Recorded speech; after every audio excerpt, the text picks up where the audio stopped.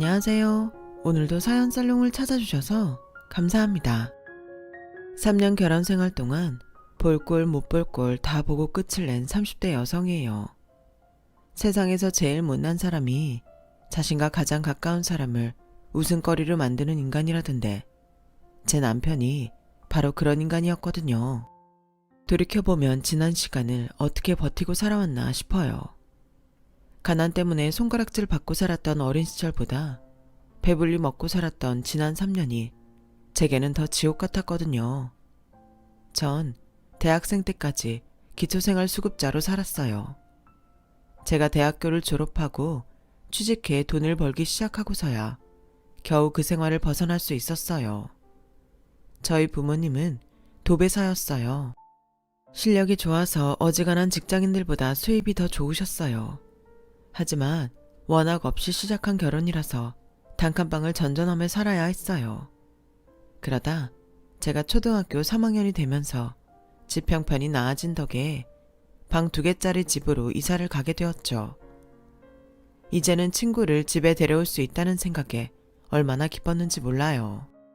하지만 기쁨도 잠시. 아빠가 뺑소니 사고를 당하는 바람에 다리를 심하게 다치셨고 수술비에 병원비까지 대느라 다시 단칸방 신세를 지게 되었어요. 사고 때문에 다리를 절게 된 아빠는 더 이상 도비일도 할 수 없었고 엄마 혼자 돈을 벌어야 했어요. 매사 긍정적이던 아빠는 사고 이후 많이 변하셨어요. 평소엔 자주 드시지 않던 술을 매일 끼고 살게 되었고 술에 취해 엄마한테 화풀이를 해댔죠. 좁은 단칸방에서 저녁만 되면 아빠가 엄마에게 모질게 대하는 모습을 보며 차라리 아빠가 사라졌으면 좋겠다는 생각까지 했어요. 그런데 제 바램과는 반대로 엄마가 사라졌지 뭐예요. 학교에 갔다 돌아와 보니 아빠가 낮부터 술을 마시고 있었어요. 술을 드시면 사나워지는 아빠가 겁나서 조용히 가방을 내려놓고 나가려고 하는데 아빠가 한숨을 푹 쉬시며 제게 그러는 거예요. 너도 아빠가 꼴 보기 싫지? 미안하다. 아빠가 이 모양 이 꼴이라서. 그러더니 눈물이 그렁그렁한 눈으로 저를 바라보시는 거예요. 네 엄마 집 나갔다. 그 말에 심장이 멎는 줄 알았어요. 그 길로 밖으로 달려나와 온 동네를 돌며 엄마를 찾아봤지만 어디에도 엄마는 없었어요. 처음엔 이게 다 아빠 때문이라는 생각에 너무 화가 났고 시간이 조금 지나자 나를 버리고 떠난 엄마가 미웠어요. 아빠가 싫어서 떠난 거라면 적어도 아무 죄 없는 나는 데리고 가야 하는 게 아닌가 생각했으니까요. 그래서 더는 엄마를 생각하며 울지 않기로 결심했어요. 엄마가 집을 나간 뒤 생활은 더욱 어려워졌고 동네 슈퍼에서도 더는 외상으로 라면을 사올 수 없는 지경에 이르렀어요. 집주인 아주머니의 월세 독촉도 심해졌고 그러다 결국 아빠와 함께 친할머니 집으로 가게 되었어요. 1일이 넘으셨던 친할머니 형편도 어렵기는 마찬가지였어요. 폐지를 주어 생활하셨는데 거기에 아들과 손녀딸까지 얹혀 살게 됐으니 생활이 말이 아니었죠. 동사무소에서 주는 쌀과 정부에서 매달 나오는 지원금으로 세 식구가 살기에는 너무 부족했지만 그래도 세 식구가 굶지 않고 살 수 있었어요. 거기다 제가 중학교에 들어가고 얼마 안 돼서 아빠가 취직을 하게 된 거예요. 콜라텍에서 입장료를 받는 일이었는데 저희 동네 반장 아저씨가 소개해준 곳이었어요. 출근 첫날 집에 돌아온 아빠는 모처럼 환하게 웃으시며 그러셨어요. 전에 있던 사람이 하도 금고에 손을 대서 잘렸다나 봐. 사장이 딴 건 필요 없고 돈에 손만 안 대면 앞으로도 쭉 써주겠대. 가영아, 이제 아빠가 돈도 버니까 넌 아무 걱정 말고 공부만 해. 내가 우리 딸 대학 꼭 보내줄 테니까. 그동안 노모한테 기대 살던 아빠는 이제야 가장 노릇을 하게 됐다며 무척 기뻐하셨어요. 아빠가 하루 종일 카운터를 지키고 받는 월급은 60만 원이었어요. 터무니없이 적은 금액이었죠. 아빠가 다리를 못 쓰니 잔심부름도 못 시킨다고 전에 있던 직원의 절반밖에는 못 주겠다고 했다나 봐요. 그런데도 아빠는 자신을 써주는 사장한테 고마워했어요. 비록 아빠의 월급은 적었지만 기초생활수급자라서 정부에서 나오는 보조금에 정부 혜택도 많아서 살림은 전보다 많이 나아졌어요. 동사무소 직원분의 도움으로 임대주택 신청을 할 수 있어서 얼마 뒤에는 서울시에 있는 임대아파트에도 들어가 살 수 있게 되었죠. 사는 걸로만 봐서는 분명히 전보다 많이 나아졌지만 제 학교 생활은 오히려 그 반대였어요. 담임선생님의 말실수 때문에 제가 기초생활 수급자라는 사실이 반에 알려진 탓이었죠. 몇몇 못된 아이들은 저를 기생수라고 불렀어요. 일본 만화 제목이기도 하고 기초생활 수급자의 줄임말이기도 했죠. 그중 저를 가장 많이 괴롭혔던 건 자은이라는 아이였어요. 야, 기생수, 나 대신 청소 좀 해라. 내가 좀 피곤하거든. 싫어. 청소 당번은 너잖아. 그리고 내가 왜 너 대신 청소를 해? 얘 정말 웃기네. 이유를 말해줘. 니네 식구들이 먹고 사는 돈 다 나라에서 나오는 거잖아. 그거 우리 부모님이 내는 세금이야. 기생충처럼 열심히 일하는 국민들 세금 빨아먹고 살면 최소한의 양심은 있어야 할 거 아냐. 좋은 말 할 때 청소해라. 싫어. 내가 받은 지원금은 나중에 내가 세금으로 갚을 거야. 그러니까 말도 안 되는 소리 그만하고 네 할 일은 네가 해. 그 일로 저는 자은이랑 머리채를 잡고 싸움을 벌였고 자초지종을 들은 담임이 자은이를 혼내자 그날부터 자은이 패거리들까지 합세해 저를 괴롭히기 시작했어요. 그 괴롭힘은 제가 중학교를 졸업할 때까지 이어졌어요. 하지만 집에 와서는 그 일에 대해 말을 할 수가 없었어요. 할머니랑 아빠한테 말을 해봤자 두 분 가슴만 아프게 할 뿐이니까요. 졸업할 때까지만 참자. 이를 악물고 버틴 끝에 저는 무사히 중학교를 졸업하게 됐고 자은이와 다른 고등학교에 배정되면서 더는 괴롭힘을 당하지 않게 되었어요. 중2 때 임대아파트로 들어오면서 전에 살던 동네와 멀어진 탓에 새로 배정받은 고등학교에는 저희 집 형편을 아는 아이들은 없었어요. 게다가 좋은 담임선생님들을 만난 덕에 제가 기초생활 수급자라는 사실도 비밀에 붙일 수 있게 되었죠. 아빠의 바람대로 대학에 들어갈 꿈을 품고 있던 저는 성적이 꽤 좋았어요.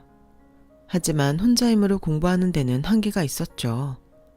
다행히 고1 때 담임선생님이 이런 제 사정을 아시고는 3년 내내 제게 교사용 자습서와 문제집을 주셨어요. 교사용 문제집에는 본문에 파란색으로 설명이 적혀 있고 문제에도 답이 적혀 있는데 본문은 설명을 보고 공부하고 문제에 적힌 답은 검은 볼펜으로 지워가며 공부했어요.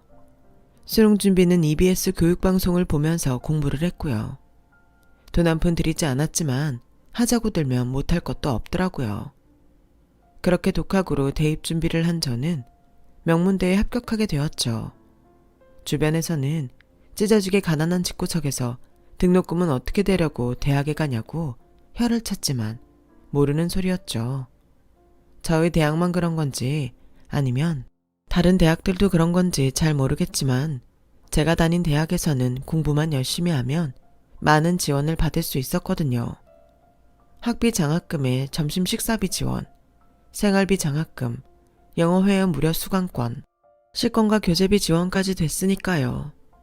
여기에 아르바이트로 과외도 하면서 돈을 버니까 학교에 들어가는 돈보다 벌어가는 돈이 더 많았어요. 그렇게 4년 내내 열심히 공부한 끝에 저는 남들이 부러워하는 대기업에 합격할 수 있었어요. 그리고 얼마 뒤 기초생활 수급자에서 벗어날 수 있었죠. 입사 초기를 제외하고 어느 정도 회사에 적응이 되고부터는 주말에 중고생 과외도 하고 번역 알바도 하면서 돈을 벌었어요. 남들은 그렇게 쉬는 날도 없이 어떻게 사냐고 혀를 내둘렀지만 당시 제게는 꿈이 있었기 때문에 힘들다는 생각은 한 번도 한 적이 없었어요. 언제 결혼을 하게 될지 모르지만 그 전까지 무슨 수를 써서라도 집을 장만하겠다고 생각했거든요. 기초생활 수급자에서 벗어나며 임대아파트를 나오면서 나중에 아빠 혼자 살게 될 때가 걱정됐거든요. 지금이야 제가 돈을 버니까 대출 받아서 전셋집도 구할 수 있었지만 제가 곁에 없을 땐 철마다 보증금 걱정 때문에 아빠가 힘들게 될 것 같았거든요.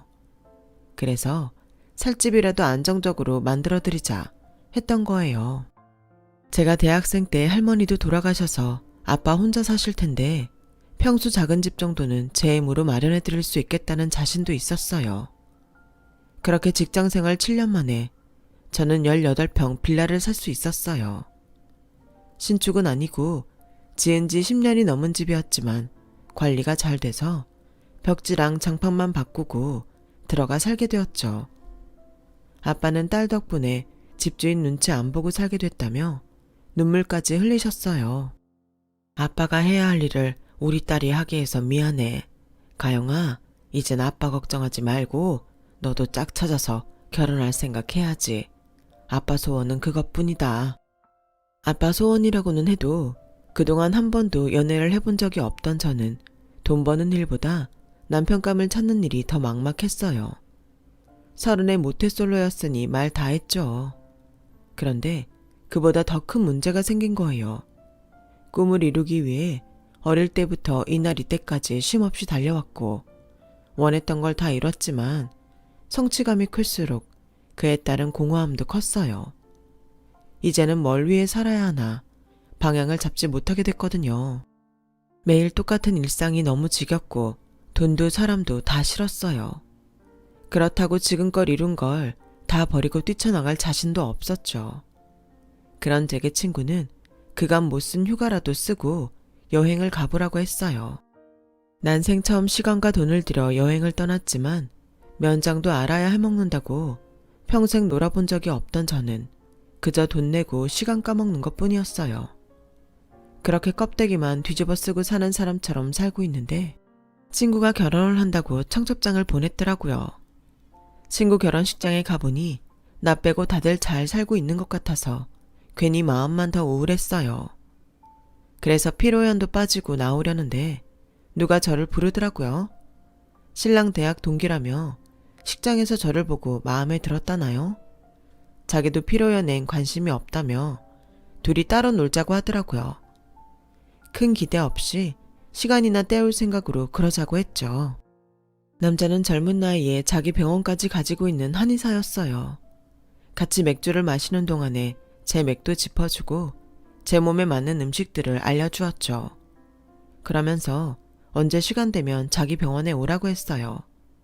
기가 많이 약해진 것 같다며 자기가 공짜로 한약을 한 재 지어주겠다고요.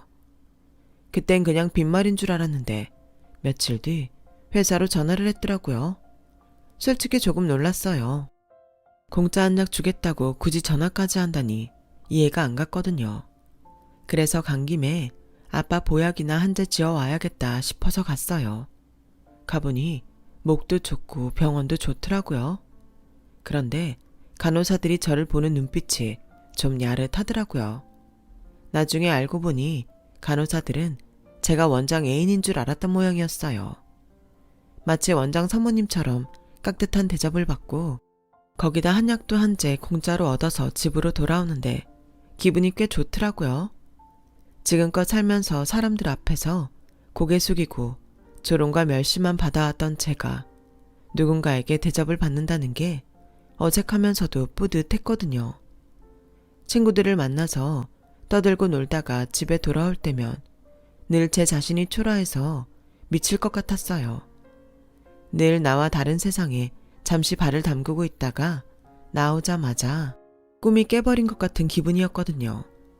그런데 이제 남들한테 대접도 받고 창피하지 않은 내 집으로 돌아오는 내가 조금은 세상 사람들과 비슷한 급이 된 것 같다는 생각이 들었어요. 더 이상 꿈이 아닌 현실이었죠. 그 작은 변화에 자신감이 생긴 저는 그 남자한테 전화를 걸었어요. 그리곤 사귀자고 말했죠. 생애 첫 연애는 그렇게 시작됐어요. 누구나 그렇겠지만 처음에는 모든 게 좋았어요. 서로를 알아가는 시간들이 때로는 속을 태우기도 했지만 조금씩 내 사람이라는 유대가 생기면서 좀 더 가까워질 수 있었어요. 그렇게 1년 연애 끝에 결혼을 하기로 했고 시댁에 인사를 드리러 갔어요.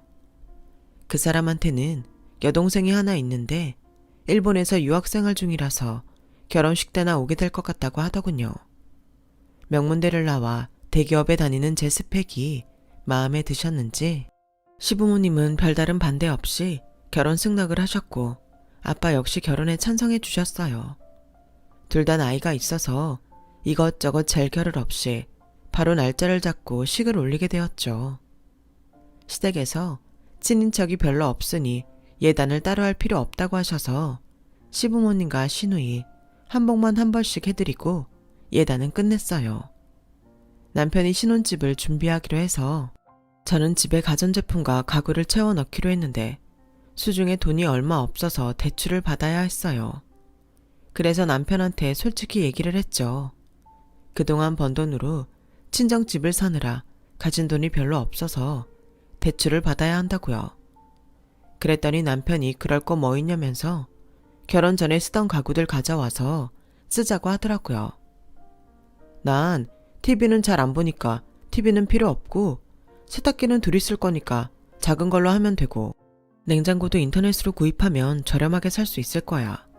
살림은 살면서 늘려가는 셈인데 뭐하러 처음부터 다 준비를 해. 난 중고도 상관없으니까 마음 쓰지 마. 굳이 대출 받겠다는 생각도 말고 우리 그냥 있는 대로 살자. 남편의 배려로 저는 대출 안 받고 있는 살림에 인터넷에서 저렴하게 구입한 제품들로 신혼집을 꾸몄어요. 그때는 남편 말대로 살면서 하나씩 늘려가자 생각했었어요. 그렇게 결혼식 당일이 되었고 식 당일이 되어서야 저는 일본에서 돌아온 시누이 얼굴을 볼 수 있었어요. 그런데 세상에 이런 악연이 있다니. 중학생 시절 저를 그렇게 괴롭히던 애가 바로 제 시누이였던 거예요. 신부 대기실에서 자은이 얼굴을 보는데 다리에 힘이 풀려서 그대로 주저앉을 뻔했어요. 놀란 건 자은이도 마찬가지였죠. 뭐야, 기생순이가 우리 오빠 신부감이었어? 이런 미친. 명문대 출신에 대기업 다닌다길래 멀쩡한 집 여잔 줄 알았더니 세상에 이거 완전 사기 결혼 아냐. 야, 너 당장 이 결혼 그만둬. 쪽팔리게 내가 어떻게 기생수를 올케라고 부르냐고. 엄마, 엄마! 시누이는 시어머니를 부르며 대기실을 박차고 나갔어요. 그리고 잠시 뒤 시누이와 함께 표정이 굳은 시어머니가 왔어요. 너 그 말 사실이냐? 세상에 애가 어쩌면 그동안 입 꾹 다물고 우리를 다 속였다니? 너 명문대 나온 건 맞아? 대기업 다니는 건 맞냐고? 저 어머님께 속인 거 하나도 없어요. 어릴 때 저희 집 살림이 어려웠던 건 사실이지만 지금은 아니에요. 기초생활 수급자라고 평생 가난하게 살란 법 없잖아요. 저요, 그동안 열심히 공부하고 일해서 남들 못지않게 살고 있어요. 과거 저희 형편이 문제될 거 없다고요. 어머어머, 얘 말하는 것 좀 봐. 누가 없는 집에서 자란 애 아니랄까봐 아주 뻔뻔하게 그지없네. 그나저나 이걸 어째. 이런 걸 며느리로 들였다고 주변에서 손가락질 할 텐데. 엄마, 어쩌긴 뭘 어째. 당장 결혼식 그만둬야지. 나 쟤랑 시누이 올케로 못 지내. 쪽팔려서 어떻게 기생수를 올케라고 부르냐고. 내 친구들이 알면 그때 나도 끝이야. 그러니까 결혼 중지해. 그때였어요. 남편이 들어와 어머님과 시누이한테 말했어요. 엄마랑 자은이가 뭐라고 하든 난 이 결혼 이 사람이랑 할 거야. 그러니까 좋은 날 큰 소리 내지 말고 둘 다 나가. 내 결혼 망치지 말고. 그리고 자은이 너 똑똑히 들어. 한 번만 더 이 사람한테 기생순이 뭐니 말 같지 않은 소리 하면 그땐 너 가만히 안 둘 거야. 알았어? 서슬퍼런 남편의 호통에 시어머니랑 시누이는 더는 아무 말 않고 대기실을 나갔어요. 이미 저는 얼굴이 하얗게 질려서 손가락이 바들바들 떨리고 있었고 서 있을 힘도 없었어요. 남편은 그런 저를 안아주며 자신이 있는 한 아무 일도 없을 거라고 안심시켜 주었어요. 그렇게 남편의 보호를 받으며 저는 무사히 결혼식을 올릴 수 있었고 신혼생활을 시작할 수 있었어요. 하지만 제 과거를 안 시어머니는 전과는 달리 제게 냉랭하셨죠. 전에는 친구분들한테 당신 며느리가 대기업에 다닌다고 자랑을 하시던 분이 이제는 남의 집 며느리들과 저를 비교하기 바빴어요. 역시 며느리는 있는 집에서 데리고 와야 되는 건데 너도 눈 있으면 봐라. 오 여사 며느린 시부모 결혼기념일이라고 유럽 여행권 사다 줬단다. 너 외국 여행은 해봤니? 하긴 쌀 돈도 없어서 나라에서 구율미 타먹던 처지에 무슨. 너 소고기 묵국은 끓일 줄 아니? 소고기를 먹어보기는 했어? 고기도 먹어본 놈이 먹는다고? 평생을 국민 세금으로 동양받아 먹고 살던 네가 알긴 뭘 알겠니? 저리 비켜야. 괜히 비싼 한우 망칠라. 아휴, 내가 전생에 무슨 죄를 지어서 이런 거지 며느리를 들인 건지. 어머님, 무슨 말씀을 그렇게 하세요. 거지라뇨. 동양 받아먹고 살다뇨. 저요, 비록 가난하게 살았지만 어머님 말씀대로 동양질하며 살지는 않았어요. 제가 취직한 이후엔 세금도 꼬박꼬박 잘 내고 살았고요. 저희 아빠도 적은 돈이지만 매달 어려운 처지에 없는 사람들한테 기부금도 내고 계세요. 어머님은 얼마나 사회에 환원하고 사시는데요. 기부금이라도 한번 내보신 적 있어요? 없죠. 어려운 사람들 도와주지는 못할 망정 어떻게 사는 형편 가지고 이렇게 차별을 하세요? 어머님이라고 평생 어려움 없이 사실 것 같아요? 사람 일 모르는 거라고요. 이게 지금 CMA 앞에서 집안 망하라고 곡하는 거냐? 어디서 거지 같은 게 들어와서는 사람 속을 뒤집어놔. 너 앞으로 우리 집에 발도 들이지 말아라. 네 꼴도 보기 싫으니까. 너무 화가 나서 나도 모르게 어머님께 대들고 말았어요. 하지만 후회는 안 해요. 적어도 시어머니 같은 사람한테는 그동안 제가 살아온 인생을 부정받을 이유는 없었으니까요. 그런데 시댁과의 사이가 소원해지자 남편과의 사이에도 조금씩 틈이 생기기 시작했어요. 여보, 카드 명세서에 찍힌 항공권 당신이 쓴 거 맞아? 지난달 엄마 생신 때 자은이 있는 일본으로 가족여행 갔다 왔잖아. 그때 결제한 항공권이야. 그런 일이 있었으면 말은 해줘야지. 한두 푼도 아니고 고작 일본 가는데 항공권이 300만 원이 넘는 게 말이 돼? 도대체 몇 명이나 간 건데? 엄마랑 나랑 아빠 3사람. 당신이 해외여행을 못 해봐서 그런데 원래 비즈니스 타면 그 정도는 나와. 아니, 기껏해야 1시간 반 가는데 무슨 비즈니스석을 타? 우리가 지금 이런데 돈 쓸 형편 아닌 거 당신도 잘 알잖아. 지난달에도 병원 적자였어. 매달 내 월급으로 병원에 꼬라박는 거 당신도 잘 알잖아. 야, 너 지금 꼴랑 몇백 가지고 사람 우습게 보는 거냐? 네 월급 병원만 정상화되면 한 번에 다 갚아줄 테니까 너무 생색내지 마. 없이 산 거 티나니까. 남편의 그 말에 가슴에 총을 맞은 것처럼 얼얼했어요.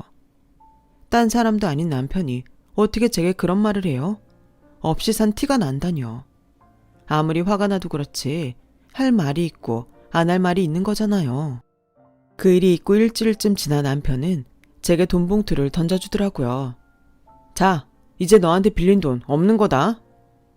당신 이 돈 어디서 났어? 그건 네가 알 거 없어. 네 돈만 챙겨주면 되는 거 아니야? 앞으로 너한테 손 안 벌릴 테니까 걱정 붙들어 매고 살아. 먹긴 놈이 섞는다고 남편이 딱 그 짝이었어요. 그런데 그건 시작에 불과했어요. 하루는 친구한테 전화가 왔더라고요. 가영아, 어디야? 나 지금 우리 그이 부부 동반 모임 왔다가 네 남편 만났는데 넌 안 와? 글쎄, 남편 대학 동문 모임이 있었는데 저한테는 말도 안 했더라고요. 여보, 모임 있는 거 왜 나한테 말 안 했어? 부부 동반 모임이라며.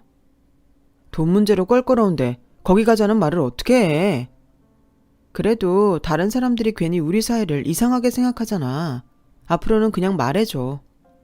됐어. 그럴 필요 없어. 그런 모임에 나가봤자 당신 시간만 뺏길 뿐이잖아. 괜히 그럴 거 없어. 말로는 제가 불편해할까봐 그랬다고 하는데 실상은 제 친정이 창피해서 일부러 그러는 것 같았어요. 그뿐 아니에요. 집안에 경조사가 있을 때에도 저는 쏙 빼고 다녔어요. 그렇다고 남편한테 바로 따질 수도 없었어요. 그랬다간 저 스스로 더 창피하기만 할 테니까요. 그런데 더는 참을 수 없는 일이 벌어지고 만 거예요.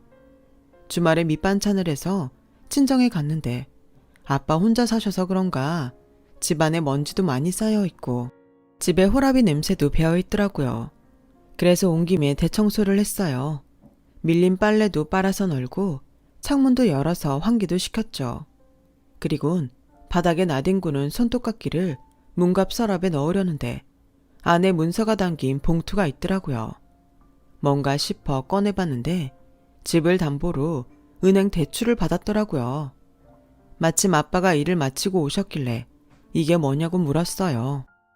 그랬더니 아빠가 처음에는 친구한테 빌린 돈을 갚느라 그랬다고 하다가 제가 뭐 하느라 빌렸냐고 추궁했더니 아는 사람한테 빌려줬다고 하더라고요. 아빠, 도대체 누구길래 집을 담보로 맡기면서까지 돈을 빌려줘? 그 사람이 돈 안 갚으면 우리 집 그냥 날아가는 거란 말이야. 누구야? 아빠가 돈 빌려준 사람이 도대체 누구냐고. 그제야 아빠는 한숨을 푹 쉬시더니 제 남편이 빌려갔다고 말했어요.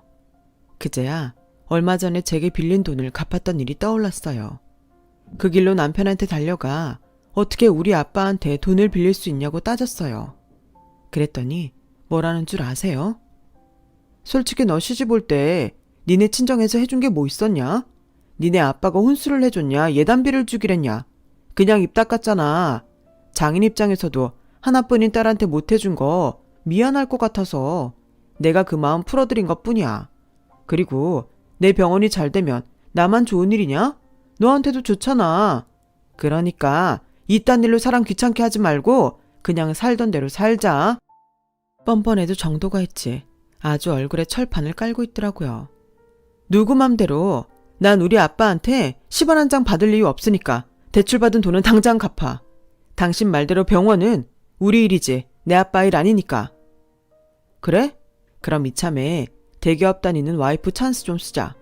은행 대출 좀 받아주라. 내 신용점수로는 대출이 안 된대. 대출만 받아주면 내가 장인한테 빌린 돈도 다 갚고 다시는 니네 집에 손 안 벌릴게. 제발 대출 좀 받아줘. 여보, 내가 보기엔 당신 병원에 돈 밀어넣는 거 쓸데없는 짓이야. 그러지 말고 병원 접고 페이닥터로 나가. 병원은 나중에 천천히 차려도 되는 거잖아. 응? 이게 아주 사람을 우습게 하네. 병원장 하던 내가 어떻게 남 밑에 들어가서 월급쟁이 생활을 해. 난 싫어. 사채를 쓰더라도 난 내 병원 절대 안 그만둬. 그러니까 너도 대출 받아줄 거 아니면 내 앞에서 괜한 소리 집어치우라고. 원장 타이틀에 목을 맨 남편은 제 말을 들으려 하지 않았어요. 그리고는 결국 사채에 손을 대고 말았고 빌린 돈은 이자에 이자를 달고 몇 달 사이 억대로 불어나 버렸어요. 결국 사채업자들이 제 회사까지 찾아와 돈 갚으라고 소동을 피웠고 그 일로 저는 남편과 한바탕 했어요. 상황이 이 지경까지 됐는데도 남편은 정신을 못 차리고 저한테 대출받아서 사채 빚을 갚아달란 소리만 하더군요. 더는 말이 안 통하는 상황이었어요. 이럴 거면 우리 그냥 여기서 끝내자. 나도 당신도 타협점이 안 보이잖아. 병원 접고 사채 갚던지 아니면 이혼 서류에 도장 찍어. 너 정말 이렇게까지 해야겠냐? 남들은 남편한테 병원도 차려준다는데 넌 있는 병원도 접게 하는 게 말이 돼? 이혼? 그래, 좋다, 하자. 대신 너 이혼할 때 위자료 내놔. 그동안 너 때문에 우리 집 식구들이 받은 마음의 상처 돈으로 갚으라고. 그게 무슨 개풀 뜯어먹는 소리야? 상처는 누가 줬다고 그래? 니네 가족들 때문에 상처받은 건 오히려 나라고. 그동안 내 월급으로 너랑 니네 식구들끼리만 가족 행사다 뭐다. 심지어 해외여행까지 갔던 거 기억 안 나? 결혼하고 지금까지 네가 병원에서 벌어온 돈이 한 푼이라도 있었니? 말로만 원장님네 큰 소리 치고 살았지. 실질적으로 넌 나한테 기생해서 산 거밖에 없어. 그건 니네 가족도 마찬가지고. 그런데 위자료를 내놓으라고? 그래, 너 말 잘했다. 쿨하게 헤어져 주려고 했는데 나도 너한테 받을 건 받고 끝내야겠다. 그동안 살면서 들어간 생활비랑 니네 식구들이 써제낀 돈들 다 받고 끊을 테니까 너 각오 단단히 해. 남편한테 오만정이 다 떨어진 저는 그날부터 각방을 쓰며 이혼 준비를 했어요. 그런데 이혼 서류에 도장도 찍기 전에 아빠가 콜라텍 건물에서 낙상하는 바람에 세상을 떠나신 거예요. 하나뿐인 아빠를 잃은 저는 세상을 다 잃은 기분이었어요.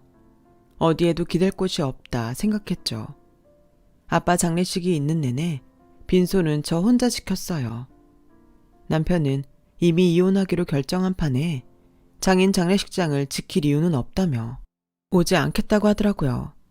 그렇게 혼자 아빠 영정 사진 앞에 앉아 있는데 아빠랑 같이 콜라텍에서 일하는 아주머니 한 분이 제게 와서 서류 봉투를 주시며 그러시더라고요.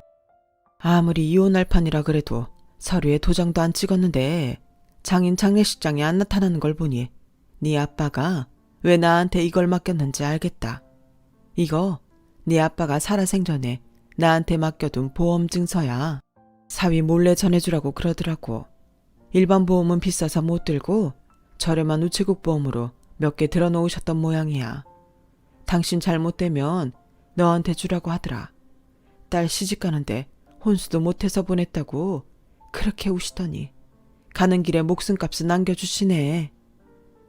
아주머니가 건네주신 보험 증서를 보니 또다시 눈시울이 붉어졌어요. 당신 몸 하나 건사하기 힘들었을 텐데 죽는 순간까지 딸 걱정을 하고 사셨던 아빠한테 너무 죄송했거든요. 보험금 지급은 남편과 이혼을 한 뒤에 지급을 받았어요. 아빠 목숨값인 그 돈을 차마 제가 쓸 수는 없어서 아빠 이름으로 시설에 기부를 했어요. 살면서 우리 가족이 받은 도움을 사회에 환원하는 마음으로요. 남편과 이혼 소송을 하면서 재산 분할 대신 그동안 시댁에 들어간 제 돈을 받는 걸로 끝냈어요. 어차피 남편 앞으로 사채빚도 많아서 재산 분할을 할 것도 없었거든요. 그간 제 돈으로 신나게 써댔던 시댁 식구들은 그걸 토해내려니 배가 아팠는지 끝까지 악담을 퍼붓더군요. 신우이는 제가 기초생활 수급자였다는 사실을 저희 회사 홈페이지에 올려서 망신을 주려다가 되려 저한테 소송을 당해 벌금형에 처해졌죠. 끝까지 막장 드라마 한 편을 찍고서야 저는 남편과 연을 끊을 수 있었어요. 이혼 후 1년이 지난 지금 저는 친정에 들어와 살고 있어요. 하지만 외롭지는 않아요. 제 곁에는 좋은 사람이 생겼거든요. 똥차 가고 벤츠 온다고 이혼 소송을 하면서 제게 도움을 주었던 변호사랑 결혼을 전제로 만나고 있거든요. 그 사람도 한번 결혼에 실패한 전적이 있는 사람이라 서로 신중하게 만나고 있는 중이에요. 친구를 통해 들어보니 전 남편은 끝내 사채로 빌린 돈을 갚지 못해서 병원도 넘어가고 도망자 신세로 살고 있다고 하더군요. 그놈의 원장 타이틀이 뭐라고 스스로 자기 인생을 망친 셈이죠. 학창시절 저를 괴롭혔던 신우이는 결혼을 앞두고 예비시댁에 학교폭력 사실이 알려져서 파혼을 당했다더군요. 이런 걸 보면 악하게 사는 사람은 결국 벌을 받게 되는 것 같아요. 지금 이 순간에도 생활이 어려워서 고통받는 친구들이 있다면 끝까지 포기하지 말고 꿈을 이루기 위해 노력하라는 말을 해주고 싶어요. 내가 나를 포기하지 않는 이상 언젠가 꿈은 이루어질 테니까요. 지금까지 제 사연을 들어주셔서 감사합니다. 건강 조심하시고 복 받으세요. 여러분, 사연 댓글에 응원과 현명한 조언 부탁드려요. 좋아요와 구독은 저에게 큰 힘이 됩니다. 오늘도 좋은 일 가득하세요.